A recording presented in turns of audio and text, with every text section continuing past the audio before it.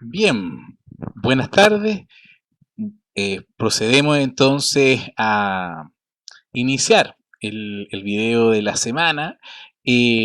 Primero, recordar un poco, en forma ordenada, se han hecho estos videos semanales para los efectos que ustedes puedan colegir con el plan de la asignatura. Ahora bien, dentro de eso, nosotros nos toca ver el tema de la unidad 1, el tema número 5, que dice relación con la teoría de las fuentes. Bien, respecto de eso, uno se cabe preguntarse, ¿no? Las fuentes del derecho. ¿Eh? Es algo raro, ¿no? Como fuentes del derecho. Porque si uno piensa y razona sobre una fuente, ¿no? Uno dice, bueno, lo que motiva, eh, lo que, lo que uno puede recubrir, ¿no? ¿En una fuente directa o en forma indirecta? Entonces, eh, siempre me gusta colocar un ejemplo antes de partir hablando de las fuentes propiamente tal, para que se entienda el contexto de las fuentes del derecho. Es así que es interesante pensar lo siguiente, que las fuentes del derecho, ¿no? Uno se coloca el típico ejemplo, ¿no? Del maestro de la construcción. Imagínate que te están haciendo una ampliación a ti, ¿ok? Entonces, el maestro, antes de hacer una muralla, ¿no? Tiene la arena, el ripio, el cemento, son todos aquellos materiales, ¿no? Pero si te están haciendo una pieza, por ejemplo, ¿no? Tú no puedes habitar de forma directa si no está construido, ¿cierto? Por lo tanto, esas son fuentes materiales, ¿no? La fuente formal sería la habitación ya construida. Es donde uno puede ir directamente. Y por lo tanto, si yo le pregunto a dicho maestro cuáles son aquellos materiales, ¿no? La arena, el ripio, van a decir, bueno, esto me están inspirando a crear esta obra, ¿verdad? Jurídicamente, lo llevamos al plano jurídico y descubrimos que las fuentes materiales o indirectas inspiran en crear una norma jurídica. Pero uno puede ir en forma directa, ¿ya? Porque son fuentes también conocidas como fuentes indirectas. En cambio, las fuentes formales, esa pieza ya construida, ¿no? Es ya una fuente directa. Uno recurre en forma directa. Por ejemplo, uno tiene algún problema, tú tienes copropietario, ¿no? Tú vives en un edificio y tienes problemas con tu vecino porque coloca música muy alta a cierta hora. Uno dice, bueno, acá eh, en introducción al derecho me enseñaron las normas jurídicas y por lo tanto pienso yo que debe estar reglada la conducta y tú vas al reglamento, ¿cierto? Y luego tú vas a la ley de copropiedad, ¿no? Y luego tú vas a la constitución. Entonces tú ves, ¿no? Que primero están conculcando y violentando el derecho, ¿no? Al reglamento interno, luego están conculcando la ley de copropiedad y además están vulnerando la constitución. ¿Cierto? El derecho poco menos podríamos señalar a vivir en un ambiente libre de contaminación, puesto que dicha música constituye también una contaminación. O sea, nosotros sabemos que no solamente la contaminación son las bolsas que están en el mar o las latas o las colillas de cigarro que tú puedes recoger en vez de esas conchitas tan bonitas, ¿no? Sino uno ya no hace collares de conchita, uno hace collares de tapas de cerveza, de colillas de cigarro, porque está muy contaminado todo. Bueno, entonces, volviendo al tema principal, ¿no? A mí me parece importante que entender entonces que la fuente formal o directa sería, por ejemplo, la ley de copropiedad, sería, por ejemplo, la constitución, sería, por ejemplo, tu código civil. ¿Por qué? Porque tú vas y recurres de forma directa, es una fuente formal del derecho. Veremos en este video semanal el contenido de todas dichas fuentes. Bueno, primero vamos a conceptualizar, ¿no?, un poquito qué significa, ¿no?, el tema de la fuente del derecho. Bueno, eh, la teoría de las fuentes del derecho, ¿no?, dice, o estudia, mejor dicho, la elaboración y expresión eh, de las normas jurídicas en la sociedad. Y que por supuesto integran lo que ustedes ya conocen como ordenamiento jurídico positivo. ¿Ah? Se hablaba un poquito, ¿no? Se hablaba un poquito lo que era la legalidad versus la legitimidad, ¿no? Y es interesante, puesto que aquí estamos hablando de un texto positivo, o sea, de la legalidad, ¿no? Se estudia en una perspectiva, entonces, que los medios, cuáles son los medios aquellos técnicos jurídicos a través de los cuales, podríamos señalar, se van eh, creando, ¿no?, nuevas normas de derecho. Es así que nosotros tenemos fuentes como la ley. La ley es una fuente del derecho. También los decretos y todo dentro lo que tiene jerarquía normativa, ¿no? Un reglamento, como comentábamos a propósito de reglamento interno, incluso reglamento que tiene toda empresa con más de 10 trabajadores, ¿no? Y tenemos también, por ejemplo, la costumbre. Vamos a estudiar todo esto de a poco. Una de las unidades, ya la unidad 2 de nuestro plan de la asignatura, viene siendo precisamente la teoría de la ley. Así que nos toca ver eso, la teoría de la ley, y algunos contenidos normativos del ordenamiento jurídico. Por de pronto, la idea de nosotros es poder llegar a determinar quiénes y por medio de qué tipo de procedimiento eh, o quiénes están autorizados para producir normas jurídicas, ¿no?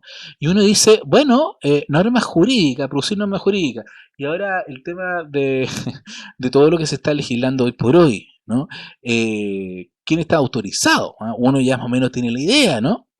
Eh, Además de todo esto, ¿quién tiene también, o quiénes pueden, ¿no?, incorporar o dejar sin efecto una ley, evidentemente a través de otra norma jurídica, ¿no? Es así que nos interesa especialmente denominarla, ¿no?, fuentes materiales eh, o indirectas, o también conocido como fuentes reales, y fuentes formales del derecho, también conocido como fuentes directas. ¿Ah? Ahora, ¿qué son las fuentes materiales? Más o menos ya con el ejemplo, yo pienso que quedó bastante claro, pero siempre es bueno un poco repasar. O, o profundizar, mejor dicho, ¿no? Entonces, las fuentes materiales vamos a señalar que significan todos aquellos factores que mediatamente por las fuentes indirectas, ¿no? Y inmediatamente por las fuentes directas o formales, influyen en la creación y contenido de las normas jurídicas. Estos factores pueden ser incluso de carácter social, económico, cultural, religioso, etcétera. Afectan así toda la materia y el contenido de las normas jurídicas, ¿no? Eh, y nosotros sabemos que la ley es una regla de conducta, es una regla social de carácter imperativo y dictada por la autoridad competente. Y el concepto de ley lo aprenderemos en la próxima unidad, en la unidad 2, pero sin perjuicio te lo adelanto, ¿no? Es una regla social. Ahora, por fuentes formales, entonces, podemos señalar que son fuentes o son formas a través de las cuales se manifiesta o se crea el derecho, ¿no? Y uno dice, bueno, profesor, pero ¿cómo crear el derecho? No entiendo. Bueno, fácil. Si tú eres juez, por ejemplo, y tú tienes una norma, tú tienes que saber aplicar dicha norma a un caso particular. Debe existir un proceso o raciocinio de aplicabilidad de un estatuto jurídico a una conflictividad. Y dicho raciocinio hace que el juez siempre esté interpretando, hace que el juez sea creador de una norma llamada sentencia y que tiene alcance particular. Entonces, mira qué interesante, o sea, uno piensa que es solo el legislador, ¿no?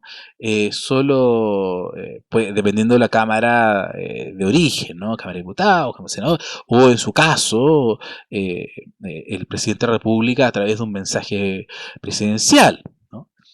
Pero bueno, eh, vamos a entender entonces las fuentes formales del derecho más importante, la jurisprudencia, la sentencia, la ley, por supuesto, la costumbre, la doctrina jurídica, eh, los tratados internacionales que se encuentren vigentes y ratificados, eh, el acto jurídico, eh, el acto corporativo, son fuentes formales del derecho. Cuando nosotros nos referimos al acto jurídico, ustedes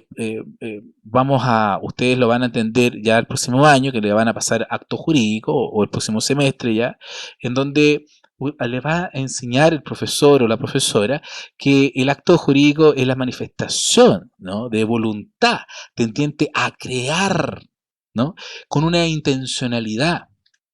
Y por lo tanto, el acto jurídico puede ser, por ejemplo, un contrato.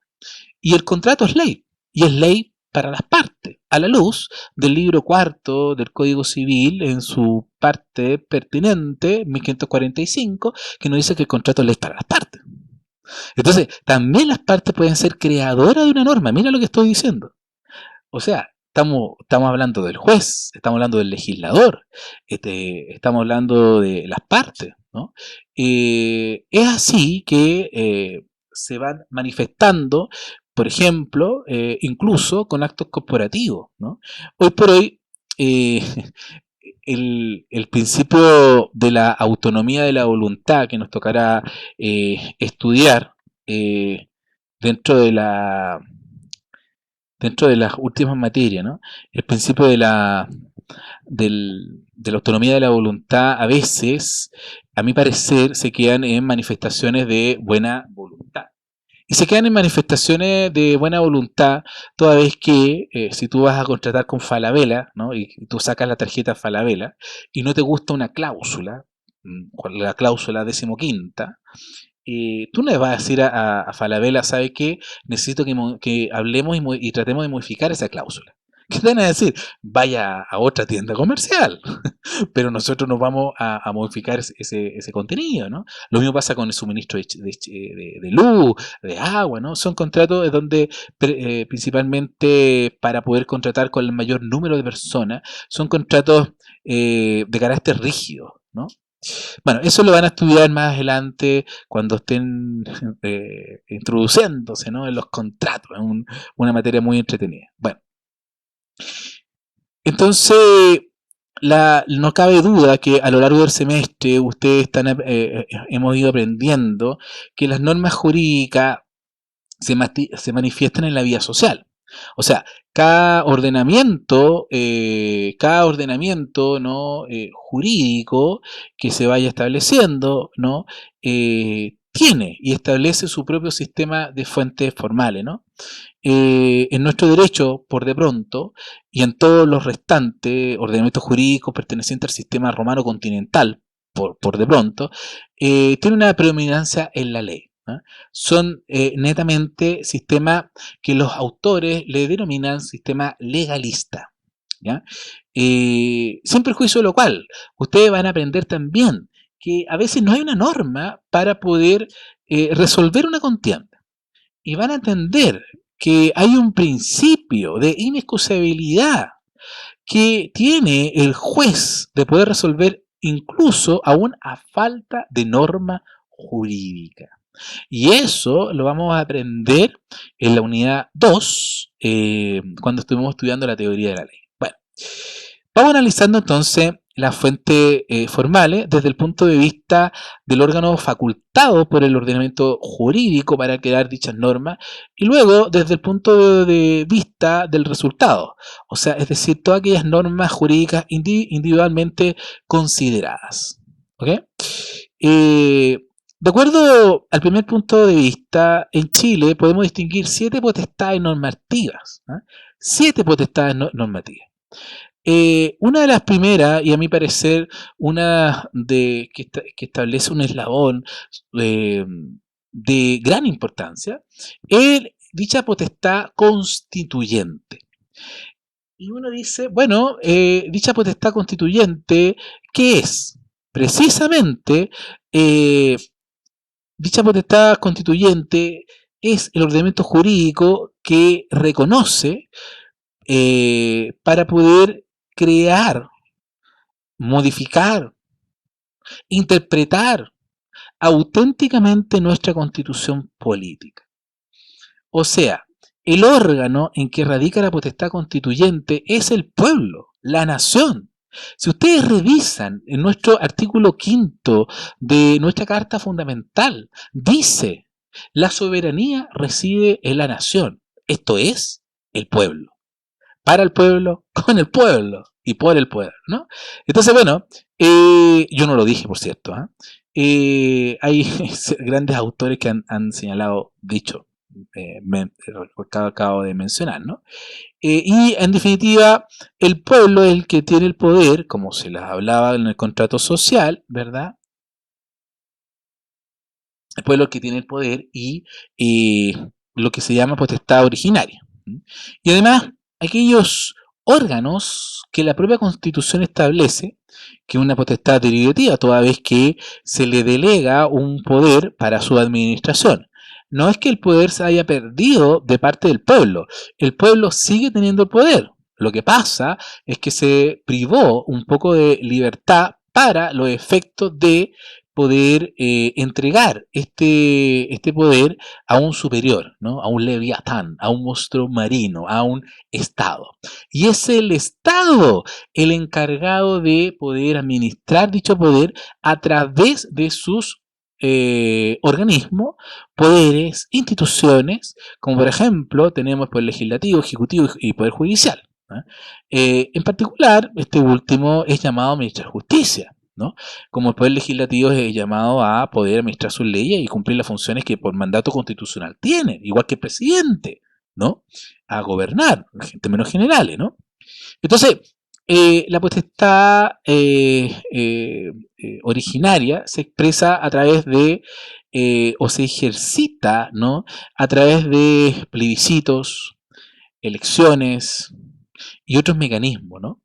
Y dicha potestad y dicho ejercicio tiene una gran limitante, y eso ustedes lo pueden colegir del artículo 5 de nuestra Carta Fundamental, que son los derechos humanos, son los derechos fundamentales. ¿De acuerdo?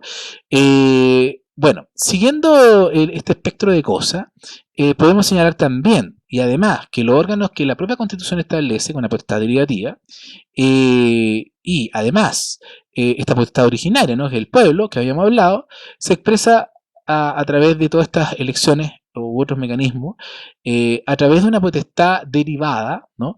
En cambio, a través de los órganos y procedimientos que la propia Constitución establece para poder reformarla y modificarla. Porque si no fuese así, no estaríamos dentro de los pilares estructurales de un Estado de Derecho, que son el principio de legalidad, el principio de juridicidad, a la luz del artículo 6º y 7º de nuestra Carta Fundamental a propósito de la vinculación directa y positiva del Estado. Incluso se podría alegar nulidad de derecho público, si se atenta, ¿no? Por lo tanto, no es que las personas pueden obrar o puedan manejarse libremente administrando dicho poder, sino por supuesto que tiene limitantes, ¿de acuerdo? Entonces, Es interesante que en nuestro ordenamiento jurídico esta materia está contenida, por supuesto, en el capítulo 15 de la Constitución Política, eh, a propósito de la reforma de la Constitución, ¿no? Ella señala como órganos titulares de esa potestad constituyente derivada a las cámaras de poder legislativo y presidente de la República, por el Ejecutivo. ¿Eh? Fuentes formales, entonces, que da origen, por supuesto, a una potestad constituyente, que es la Constitución política y leyes de rango constitucional, leyes interpretativas, por ejemplo. Aparte de esa potestad entonces constituyente que habíamos hablado desde ambos puntos de vista, tenemos una potestad legislativa ahora. ¿Qué es la potestad legislativa? La potestad legislativa radica en dos grandes órganos, ya sea a través de un mensaje presidencial, o sea, a través del presidente, o ya sea a través de una moción parlamentaria. Esto es a través, por supuesto, del Congreso Nacional. El artículo 32, número 1 de nuestra Carta Fundamental nos dice que son atribuciones especiales del presidente de la República concurrir a la formación de las leyes con arreglo a la Constitución, sancionarla y promulgarla. ¿Ya? Por de pronto, el tema de la formación de la ley lo vamos a ver rápidamente en la teoría de la ley, unidad que vamos a conocer, materia y contenido que vamos a conocer a propósito de la unidad 2. ¿Ya? Por solamente señalar, en resumidas cuentas, que el presidente de la República es un órgano colegislador. ¿Ya? O sea, el presidente puede tanto legislar y también puede proponer normas. A eso vamos, ¿no? Puede haber normas. Puede nacer una ley a través de a través de un mensaje presidencial. Por su parte, el artículo 46 de nuestra Carta Fundamental nos dice que el Congreso Nacional se compone de dos grandes ramas, ¿no? Nosotros sabemos que está la Cámara de Diputados y de senadores, ¿no? Y también ambas cámaras concurren asimismo a la formación de las leyes, ¿no? Eh, entonces, bueno, toda esta materia la vamos a repasar brevemente en la unidad 2 como se comentaba. Bien, aparte de la potestad que habíamos visto en un inicio, potestad constituyente, potestad legislativa, nos toca ver otro tipo de potestad que se llama potestad reglamentaria. Y uno dice, bueno, ¿qué tipo de potestad es esta? ¿O quién puede ejercer este tipo de potestad reglamentaria? Bueno, por supuesto que lo primero que tenemos que entender que la potestad reglamentaria es aquella que el ordenamiento jurídico reconoce a quién, al presidente de la República y a otras autoridades. ¿Para qué? Para poder crear normas jurídicas particulares y generales en cumplimiento de las funciones que mandata nuestra Carta Fundamental, la Constitución, y que le otorga las leyes. ¿Mm? Por tanto, la potestad reglamentaria puede ser tanto de autónoma, una potestad reglamentaria autónoma o de ejecución.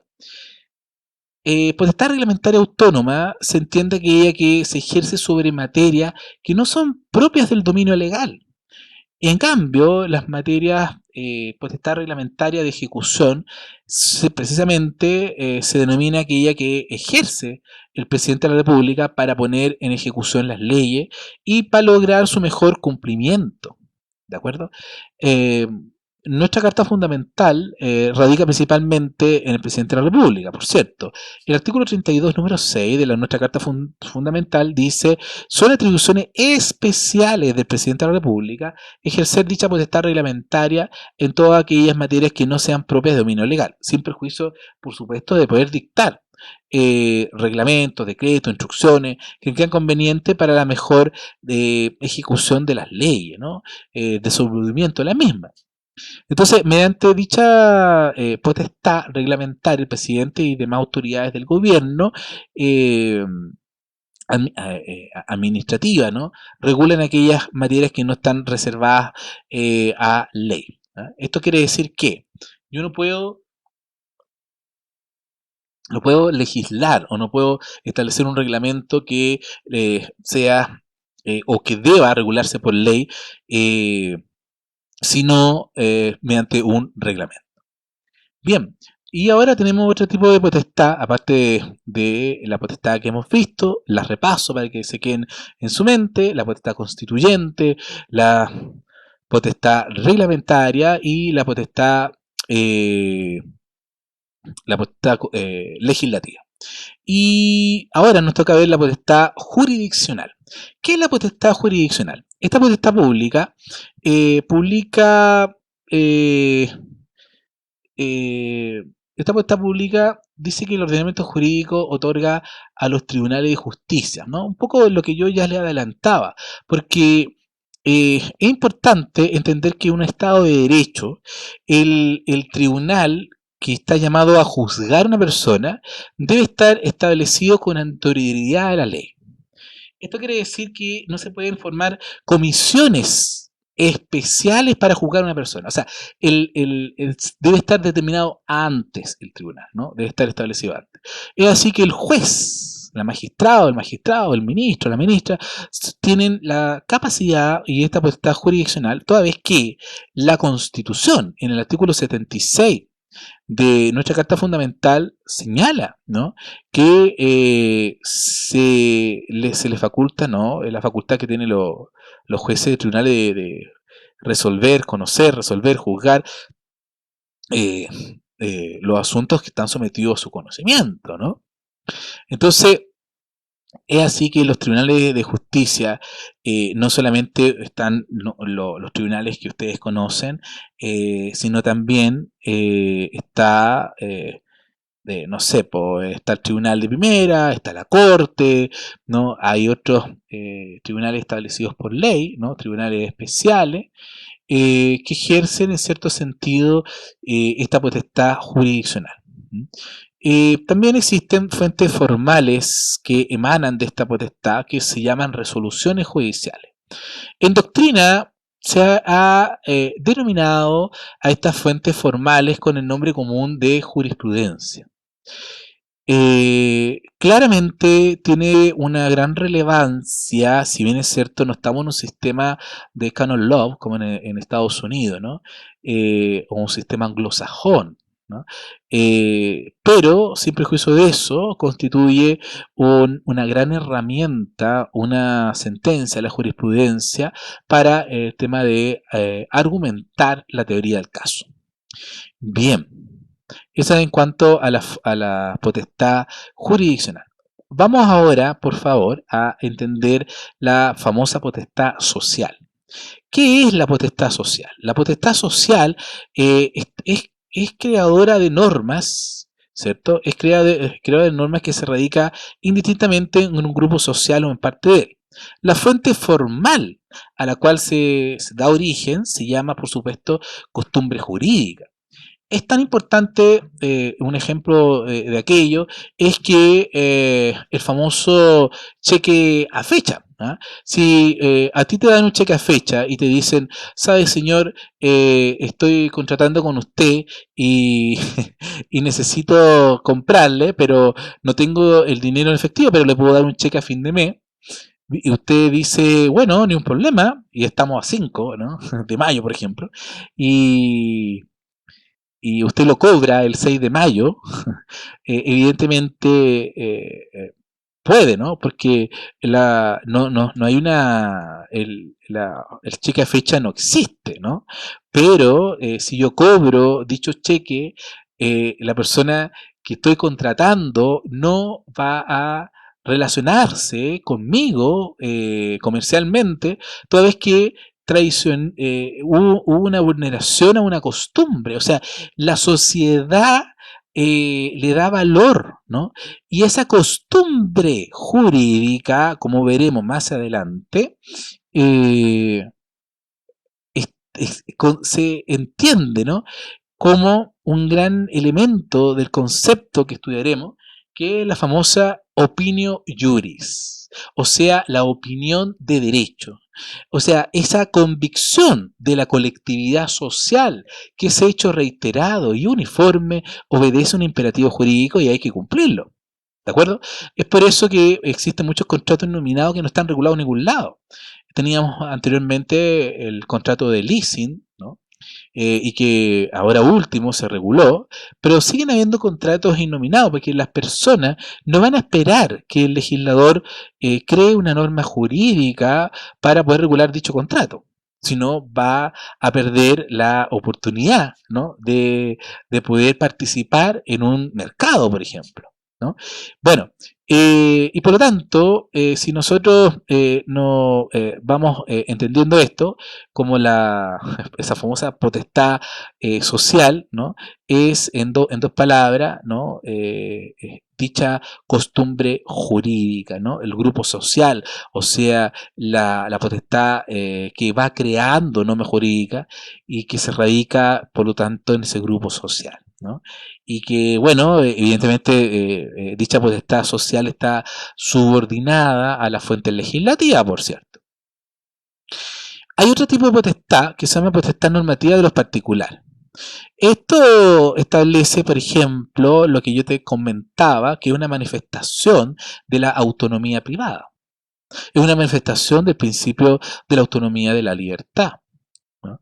Eh, que dice relación que todas las personas pueden hacer todo lo que ellos estimen pertinente, con tal que no sea contra la ley, la moral y las buenas costumbres. Y por lo tanto, si yo me quiero, si yo quiero contratar, por ejemplo, una persona con Felipe Gustavo, por ejemplo, ¿no? Y quiero contratar con él, no sé, un contrato de venta de juguetes, de dinosaurios. ¿Ah? Yo contrato con él porque quiero contratar con él. Entonces, él, por ejemplo, para poder representar a dichos dinosaurios va a hacer, no sé, pues, cómics, estoy inventando. Y va a ser Godzilla, ¿no? Va a ser eh, todos esos juegos que le gustan a los niños hoy por hoy, ¿no? Y voy a contratar con él. ¿Y por qué voy a contratar con él? Porque quiero satisfacer una necesidad social de distraerse, ¿no? Porque dichos instrumentos, los actos jurídicos, las normas, no solamente se crean porque es un látigo y porque hay que cumplirlo, sino también ocupamos el derecho, por ejemplo, para poder distraernos. Falabella. ¿Ah? Cuando nosotros vamos a Falabella, nos distraemos, compramos cosas, nos hace bien, o vamos a Fantasilandia cuando se pueda, ¿no? ¿Por qué? Porque nos queremos distraer. Y ahí estamos celebrando un contrato, ya sean contratos corporativos o entre particulares. Y por lo tanto, los particulares también tienen dicha potestad normativa para poder crear un contrato y satisfacer dichas necesidades, que por cierto son totalmente ilimitadas y los bienes son limitados. Y eso es un grave problema, ¿no? ¿Cómo solucionamos dicho efecto? Permiso.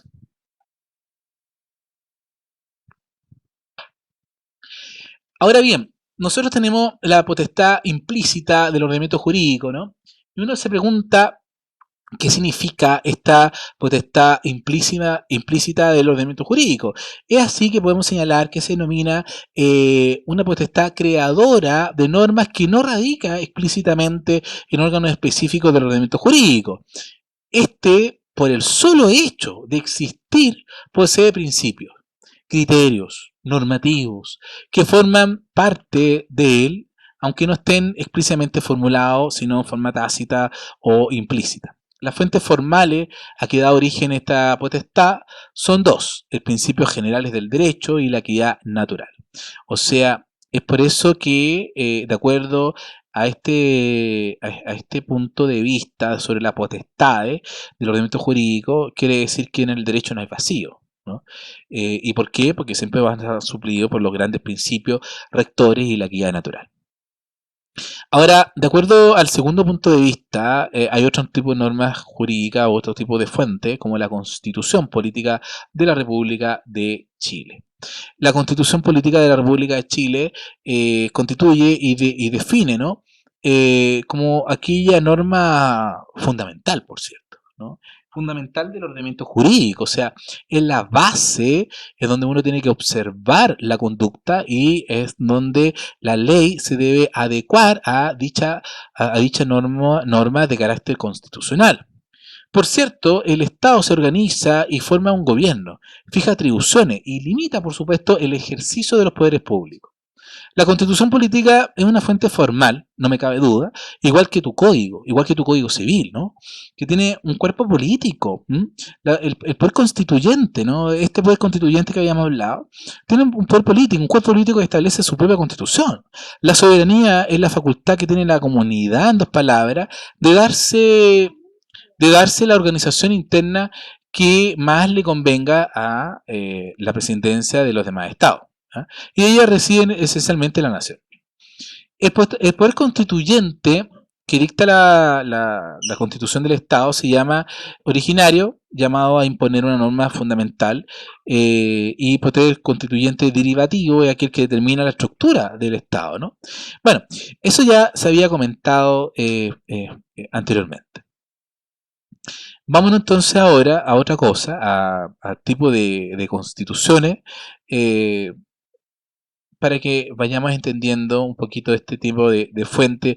Primeramente, por supuesto, la más importante que la constituye, que es la Constitución. Hay constituciones de carácter rígidas. ¿Ah? ¿Y cuáles son las constituciones de carácter rígidas? Son aquellas que no facultan a los poderes del Estado para modificarla y, en consecuencia, no establecen procedimiento para tal efecto. Las disposiciones que no se pueden modificar se denominan cláusulas pétreas. ¿Ah? Hay constituciones semirrígidas o semiflexibles, que son aquellas que permiten reformar sus disposiciones de conformidad a un procedimiento especial. Y hay constituciones que son flexibles, que son aquellas que sí pueden ser modificadas de acuerdo a la norma establecida para dictar las leyes ordinarias. Entonces así tiene también otro tipo de clasificación la Constitución, que va en relación a su extensión. Va en relación a su extensión en dos palabras como constituciones breves o sumarias y constituciones extensivas y desarrolladas. Las breves y sumarias son aquellas que se limitan solo a regular los aspectos más fundamentales de la organización política.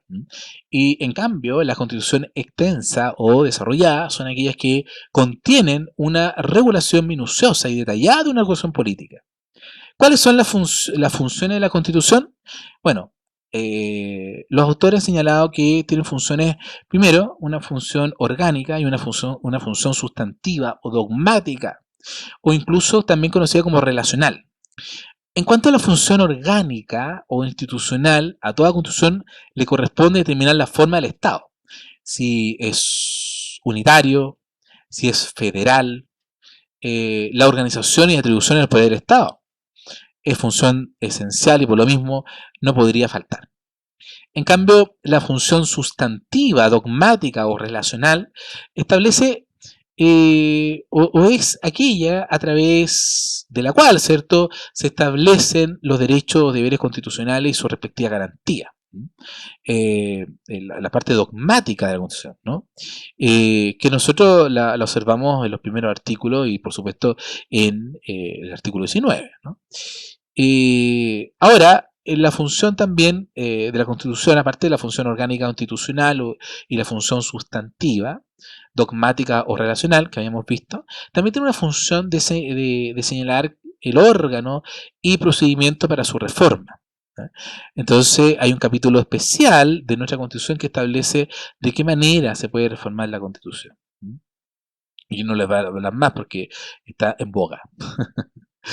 Bueno, además existen otras fuentes formales que emanan del poder constituyente, como la interpretación de la ley interpretativa de la Constitución, la ley modificatoria de la Constitución, y además la Constitución también observa principio, que es un principio que ya más o menos se lo he ido comentando, pero ahora les digo el nombre, que se llama principio de la supremacía constitucional.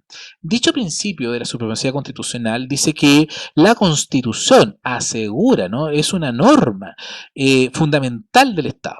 Y es por eso que es una fuente formal de mayor jerarquía. Y bajo ella se va subordinando todas y cada una de las fuentes formales. Y en particular podemos señalar esta subordinación de dos puntos de vista. El primer punto de vista es una subordinación formal, o sea, consiste que las otras fuentes formales deben ser creadas por los órganos y procedimientos que la propia Constitución establece. Pero también existe una subordinación de carácter material, que implica que las demás fuentes formales no pueden contradecir el contenido o materia de nuestra Constitución. Eh, Ahora, este sistema existen cómo nosotros resguardamos dicho principio de la supremacía constitucional, a través, por ejemplo, del Tribunal Constitucional. Eh, También a través del Tribunal Constitucional, a la luz de nuestra Carta Fundamental, hay ciertos tribunales que eh, como tribunales, el Tribunal Constitucional, ¿no?, está llamado a conocer sobre la constitucionalidad de las normas, de los autocordados, ¿no? Y bueno, ejerce su función, su control de constitucionalidad, ¿no?, frente a todo dicho tipo de normas. Ahora, el Tribunal Constitucional, ¿no?, interesante, puesto que contra la sentencia del Tribunal Constitucional no procede recurso alguno. Hay recursos, ¿no? No sé si ustedes supieron, un profesor eh, que participó en el movimiento social y se recurrió eh, sobre la aplicación de dicha norma a la aplicación de la ley eh, antiterrorista del Estado, ¿no? Se recurrió y el procedimiento establece que se suspende los efectos de la resolución recurrida y por lo tanto esa persona se puso inmediatamente puesta en libertad, ¿no? Son bastantes recursos bastante interesantes de poder estudiar. Bien, eh, otro órgano, aparte del Tribunal Constitucional, que vela por el principio de la supremacía de la Constitución, es la Contraloría General de la República. Esta Contraloría está detallada también, al igual que el Tribunal Constitucional, que tiene su ley orgánica, en nuestra Carta Fundamental. ¿Ah? La Contraloría ejerce un control de constitucionalidad y legalidad de los actos de la Administración del Estado, fiscaliza, por supuesto, el ingreso e inversión de los fondos del fisco, municipales y demás órganos y servicios que determinan las leyes, y además lleva un tipo de contabilidad general de la nación. Ahora bien, eso en cuanto a este famoso órgano que asimismo que el Tribunal Constitucional, la Contraloría ejerce bastante funciones que resguardan también el principio de supremacía constitucional. Los tribunales ordinarios de justicia, por su parte, podrá pedir que todo acto que contravenga la Constitución podrá declararse incluso de oficio por parte del tribunal. No solamente es la parte que lo pueda llegar a solicitar, sino también es el propio constitucional, el propio tribunal que lo puede declarar. ¿Ah? Y además, el principio de la supremacía constitucional es el tribunal bajo las facultades conservativas, ¿no?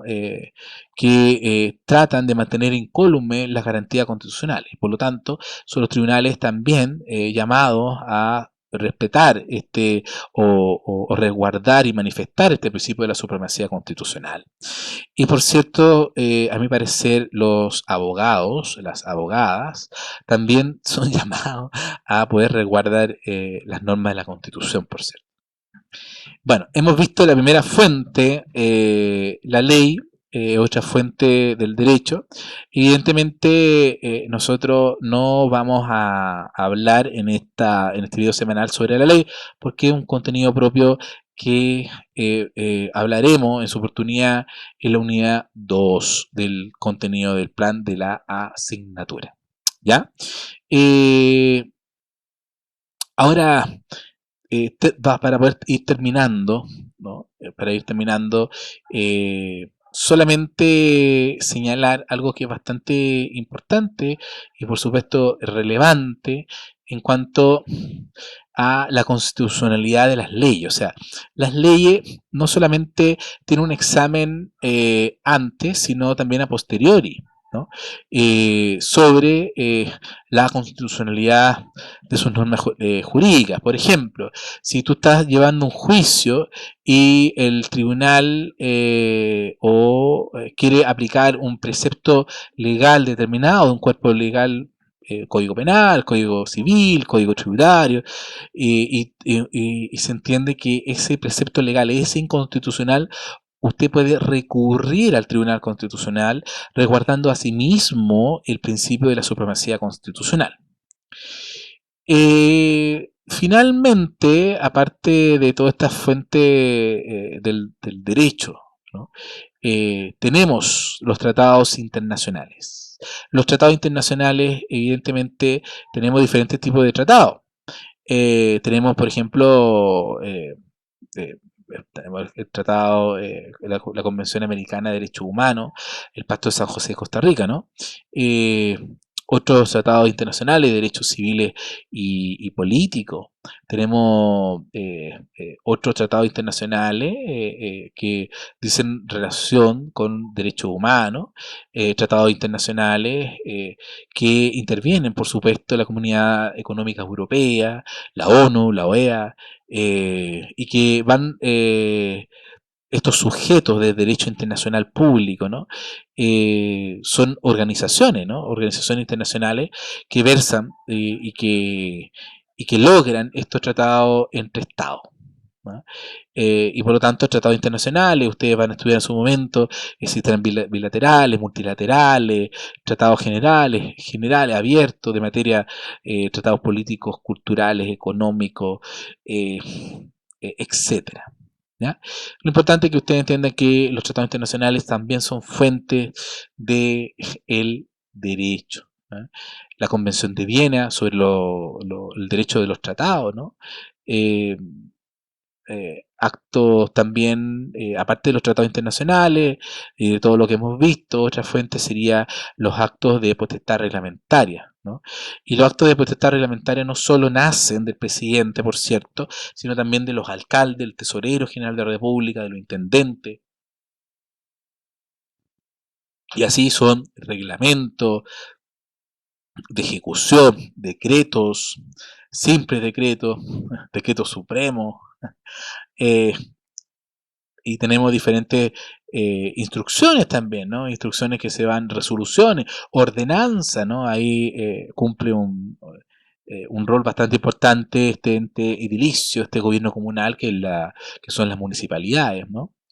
Eh, y finalmente tenemos la costumbre jurídica. La costumbre jurídica, por cierto, lo vamos a estudiar también en la teoría de la ley. Solamente les voy a comentar que podríamos señalar que la costumbre jurídica es un conjunto de normas derivadas de la repetición constante y uniforme de ciertos actos y modos de actuar, unidos al convencimiento colectivo de que obedece a una necesidad jurídica, y por lo tanto ustedes pueden revisar en general, que para nuestro Código Civil la costumbre no constituye derecho, a no ser que la ley se remita a ello, y todo eso lo vamos a hablar como le comento, en la unidad 2.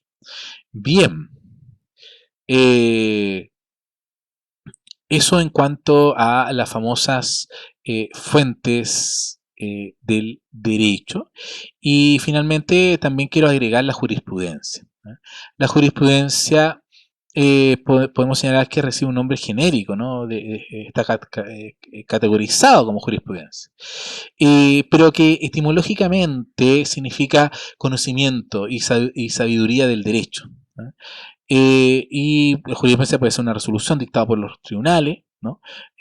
Como una norma particular contenida en una sentencia. Tiene su estructura propia, hay un acto acordado de regulación de la sentencia. El artículo 170 versa cómo debe tener ese contenido de dicha sentencia. Hay diferentes tipos de sentencias, jurisprudencia de tribunales superiores, inferiores, superiores como Corte de Apelaciones, en general dentro de las 17 cortes que existen en el país y la excelentísima Corte Suprema. Eh, bueno, bastante importante porque también constituye, a mi parecer, fuentes del derecho. No hay que dejar al olvido, ¿no?, la famosa doctrina jurídica. La doctrina jurídica ha sido un eslabón bastante importante en la creación de las normas jurídicas. Y en dos palabras, la doctrina jurídica es una ciencia del derecho elaborado por jurisconsultos, ¿no? Jurisconsultos, o sea, estudiosos del derecho, ¿no? Juristas, y que ellos de forma sistematizada exponen, critican al derecho, las normas del derecho la critican, ¿no? Como por ejemplo, hay una norma del Código Civil que hoy se encuentra derogada y que por muchos años fue criticado por la doctrina civilista en el sentido de los impedimentos impidientes de la mujer para contraer segundas nupcias. La mujer que se separaba del marido en un divorcio, por ejemplo, no puede casarse al otro día. El hombre sí, pero la mujer no. ¿Por qué? Porque en su momento la mujer tenía que esperar 280 días para contraer matrimonio. Cuestión que hoy por hoy ya no está, ¿no? Y versaba y se fundamentaba por la incertidumbre de la paternidad. Cuestión, una norma que para ti puede ser legal, pero es totalmente injusta. ¿Pero por qué? Porque entendamos que es dicha norma, dicho impedimento impidente de segundas nupcias, fue creado en 1853, donde un examen de ADN no existía, pues. No había la tecnología. ¿Ok? Bueno, entonces, bueno, la doctrina nos aporta bastante, por cierto, y por eso yo te comento que la doctrina como fuente del derecho produce norma, interpreta, logra la doctrina, son comentarios que salen en fallo, en discusión, en cátedra, en seminario, bastante interesante la doctrina jurídica. Bueno, y los actos jurídicos que hablamos sobre la intención, ¿cierto?, de producir efectos dentro del mundo del derecho, como los contratos, yo te había hablado un poquito, gracias a la manifestación del principio de la autonomía de la voluntad. Sin perjuicio de aquello, existen ciertas fuentes supletorias del derecho, es decir, que actúan o faltan a otras fuentes, ya que ocurren ciertas situaciones donde el legislador no puede contemplar todo. Y como no puede contemplar todo, el cambio jurídico, ¿no? Debe existir una gran máxima para que ustedes lo tengan presente, que se llama plenitud hermética del ordenamiento jurídico legal. ¿Qué significa dicha plenitud hermética del ordenamiento jurídico legal? Es bastante amplio porque se relaciona con todo el sistema jurídico, es decir, se encuentra estructurado, establecido una norma, por lo cuanto el ordenamiento puede tener vacío, el ordenamiento jurídico legal, la ley por sí misma resuelve todos esos casos, pero el derecho no tiene vacíos. ¿Ah? ¿Y por qué no tiene vacío? Porque existen los principios generales del derecho, la equidad, ¿no? Sin perjuicio de todas las expresiones, ¿no? Y contenido, ¿no? Filosóficos respecto a todos estos principios generales del derecho, como la equidad natural, por ejemplo, como por ejemplo la buena fe el principio de responsabilidad, etcétera. ¿De acuerdo? Bueno, con esto damos por terminado todo lo que tiene relación con la unidad 1 en tema 5, teoría de la fuente. Hemos visto y enunciado lo que es la equidad, seguridad jurídica, ¿no? Elementos interpretativos, principios generales del derecho, como la buena fe, la libertad, los principios de la autonomía de la libertad, el principio de responsabilidad, ¿no? Que lo vamos evidentemente a poder repasar en la segunda unidad, la unidad 2 y última de nuestro plan de la asignatura en el próximo video semanal. ¿De acuerdo? Ahí vamos a hablar un poquito más y vamos a andar sobre y lo que primero que vamos a hablar sobre los principios generales del derecho. Ha sido un gusto trabajar en esta oportunidad con ustedes. Espero que se encuentren muy bien, sanos y nos vemos en la sesión sincrónica. Hasta luego.